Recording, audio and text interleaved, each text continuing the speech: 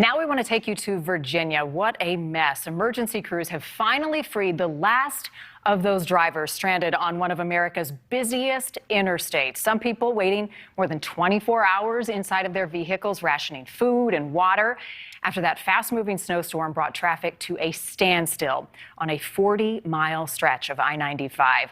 You're going to be hearing from one of those people, an Uber driver, in just a moment, who lived through it. But first, News Nation's Evan Lambert joining me live. Evan, some people abandoned their cars, many, including a U.S. senator, even spent the night inside their vehicle. Marnie, as you mentioned, that stretch of I-95 just opened up about 2 hours ago. You can see that traffic is moving along smoothly now, more than 24 hours after what was an icy nightmare. A 40-mile stretch of Interstate 95 in Northern Virginia slammed by snow and covered in up to 4 inches of ice.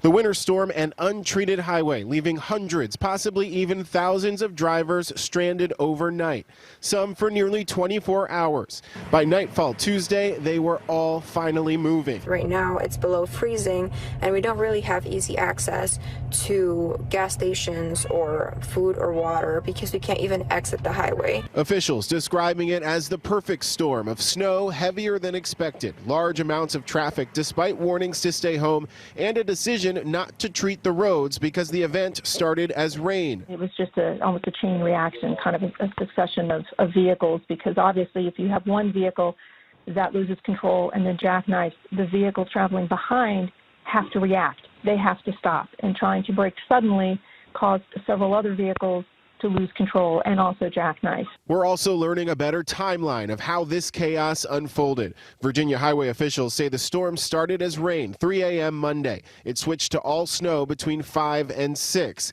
But they say no one made the call to close the interstate until 8 a.m. Tuesday, more than 24 hours later. What became a miles-long parking lot between Richmond and Washington, D.C. left Barbara Wendy of Pennsylvania stranded all night on her way to her home in Florida after the storm had already canceled her reservation on the train. So we creeped, and in about 2 hours, we realized we'd only creeped like 2 miles.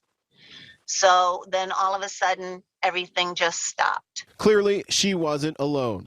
When asked about calling in the National Guard, state officials said early on they didn't think they would need the help. And by the time things got worse, it was too late. Mobilizing the Guard can take between 12 and 24 hours, officials say. I don't expect to hear something like this in this part of the country. Yeah. So it's not normal. A trip down to Florida, far from normal for Barbara Wendy, who says the hardest part of being stuck was trying to figure out how to use the bathroom.